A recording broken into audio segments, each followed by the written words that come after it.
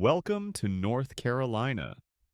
Today we're driving through the foothills of the Great Smoky Mountains. The distant mountains unfolding in gentle rolling waves. And just beyond these mountains sits a small city with a huge reputation in the craft beer world.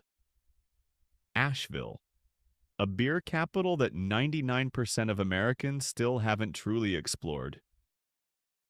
Downtown Asheville reveals itself slowly. A compact and remarkably clean mountain city where civic buildings and quiet plazas give way to pockets of art, sculptures, and unexpected architectural detail. As you move through the streets, the city's personality unfolds. Early 20th century facades standing beside quirky local icons like a vintage double-decker bus-turned cafe or whimsical bronze animals guiding pedestrians across a brick-lined square. It's a calm, walkable downtown, shaped as much by creativity as by history. And beneath this gentle surface lies something even more surprising. The birthplace of Asheville's craft beer movement, a scene that began with a few pioneers and eventually grew into one of the densest brewery landscapes in the United States. Before we start our brewery journey, here's a simple scale I'll be using. For the purpose of this episode, we're dividing Asheville's brewery landscape into three practical zones. Not official districts, but simple ways to understand where the city's tap rooms tend to cluster. In this broader Biltmore Brewery District, three key breweries anchor the area. River Arts District Brewing to the north, High Wire Brewing in Biltmore Village, and Hillman Beer just south along the river. Hillman Beer sits in a comfortable middle ground between traditional brewing and modern craft styles. Their tap list leans clean, balanced, and accessible. Their Kölsch is exactly what a mountain town brewery should get right. Light gold, gently floral, perfectly refreshing, and extremely drinkable. A copper-toned IPA with clean bitterness and confident, well-defined hop flavor. Hillman earns its A-tier spot. Clean, balanced beers with no misses. High Wire Brewing Biltmore Village is a large, lively space built for crowds and events, with plenty of room, colorful visuals, and a relaxed social atmosphere. More of a destination tap room than a beer first stop. On any given afternoon, the tap room is full. Friends catching up, locals lingering over a few easy pints, conversations carrying across long tables. The beers here are easy drinking and approachable, but none really stand out. Solid enough for a casual pint, though lacking the depth or character to be memorable. C tier, approachable and social, though the beers don't leave a lasting impression. River Arts District Brewing Company sits right at the edge of Asheville's creative core, where murals, industrial spaces, and after-dark energy blend into a distinctly local atmosphere.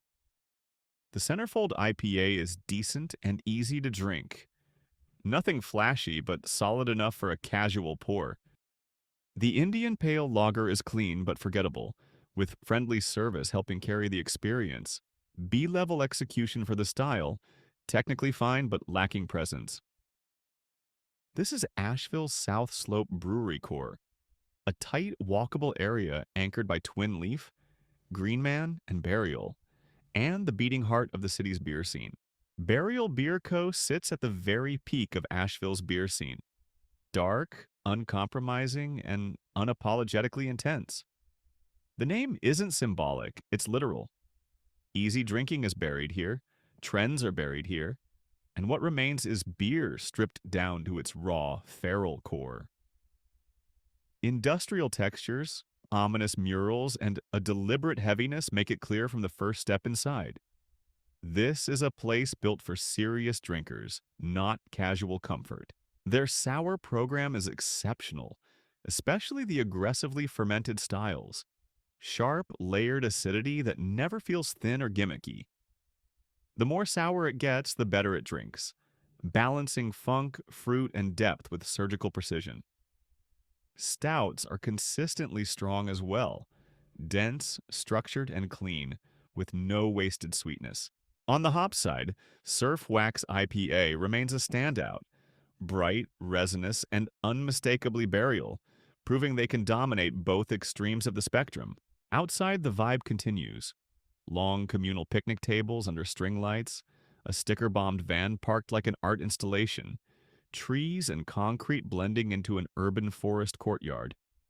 There's also an upstairs bar, recently opened, that adds a more intimate late-night feel.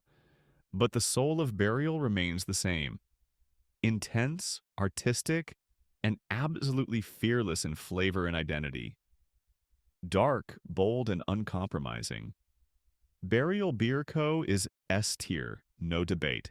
Green Man isn't just a brewery, it's one of the foundations of Asheville's craft beer identity. From the moment you see the iconic Green Man face on the brick facade, there's a sense of permanence. This isn't a trend-driven space, it feels earned. Green Mansion itself represents the present-day Green Man, larger, brighter, and welcoming to newcomers. It's where visitors gather, where the energy is high, and where the brewery shows its polished side. The beer is solid, reliable, and well-made, especially the IPA. Tucked away and understated, this was Green Man's original home, and it still feels like it. The space is small, rough around the edges, almost stubbornly unchanged. Sitting here feels less like visiting a bar and more like being invited into the brewery's memory. The extra special bitter, ESB, at Dirty Jack's isn't flashy, experimental, or designed to impress on the first sip. Instead, it's malt-forward, balanced, quietly complex, a beer that reveals itself slowly. Against the IPA, it exposes Green Man's real depth. This ESB explains how the brewery survived decades without reinventing itself every season. Without Dirty Jack's ESB, Green Man is A tier. With it, Green Man becomes S tier. Twin Leaf Brewery leans heavily into comfort and community. The space is warm and inviting, with wood-heavy interiors, soft lighting, and an easy-going layout that encourages lingering. The beer lineup is broad but ultimately forgettable. Styles are executed competently, yet none leave a strong impression or demand a second pour. What truly defines Twin Leaf is its rotating lineup of live bands. The constant cycle of local musicians brings energy and personality into the room, often becoming the most memorable part of the visit. In the end, it's the music, not the beer, that lingers, giving Twin Leaf its identity and justifying its place as a B-tier stop on Asheville's beer map. Just north of downtown Asheville, a small cluster of breweries sits within easy walking distance. White Labs feels more like a hybrid between a brewery, a lab, and a busy community hub. The space is bright, modern, and constantly packed, more functional than cozy, with an unmistakable science meets craft identity. It's loud, energetic, and slightly chaotic at peak hours, giving off the sense that people come here as much to gather as they do to drink. The beer itself is just fine. Nothing flawed, nothing particularly memorable. The pours are clean and technically sound, but none of them really stick with you after you leave. The one genuinely unique highlight is the yeast fridge. Seeing shelves of lab-grade yeast strains for sale instantly shifts the tone. This isn't just a brewery, it's a place rooted in fermentation science. That academic, almost institutional touch gives White Labs its identity and saves it from blending into the crowd, even if the beer alone wouldn't. Overall B tier. Wicked Weed Brewing is, without exaggeration, the best designed brewery in Asheville. No qualifiers needed. The space is meticulously curated. Brick walls softened by abundant indoor greenery, dramatic murals, sculptural lighting, and a seamless flow into a lively patio that feels equally intentional. The overall atmosphere balances elegance and edge, creating a setting that's memorable even before the first pour. The visual centerpiece ties it all together. A mural of Henry VIII, paired with his famous quote, "Hops are a wicked and pernicious weed." It's no coincidence that Pernicious IPA stands as the house classic, crisp, balanced, and emblematic of Wicked Weed's identity. The design tells the story, and the beer delivers it. Nothing here is flashy for the sake of novelty, but the execution is clean, precise, and confident. Beers that are meant to be enjoyed repeatedly rather than dissected once. Beer-wise, the lineup is solid and dependable rather than experimental, landing comfortably in A tier. Terra Beer Company is a visual standout. The space is modern, moody, and meticulously designed. Bold murals, thoughtful lighting, clean lines, and abundant greenery create a gallery-like taproom that feels far more polished than the average brewery. Even the patio and transitional spaces are carefully considered.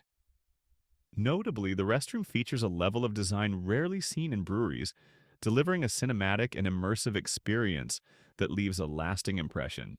Unfortunately, Terra Nova is a place you remember for how it looks, not how it drinks.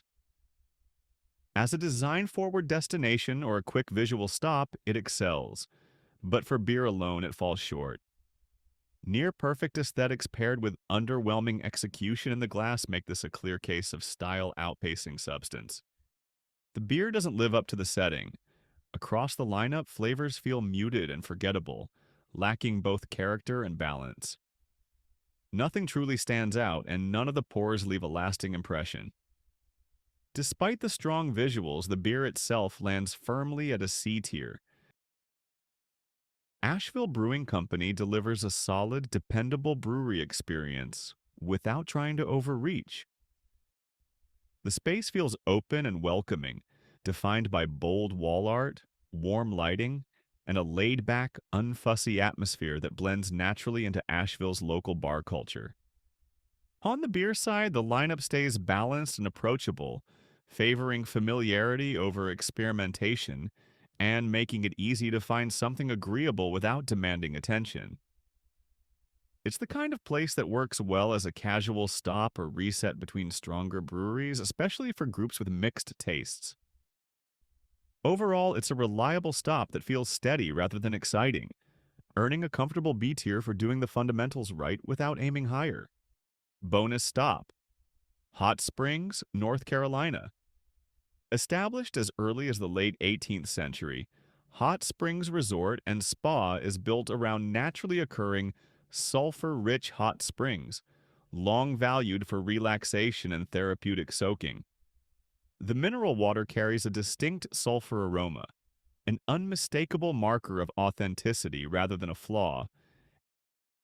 Big Pillow Brewing anchors the town's social scene with a constantly rotating tap list, encouraging repeat visits rather than reliance on flagships.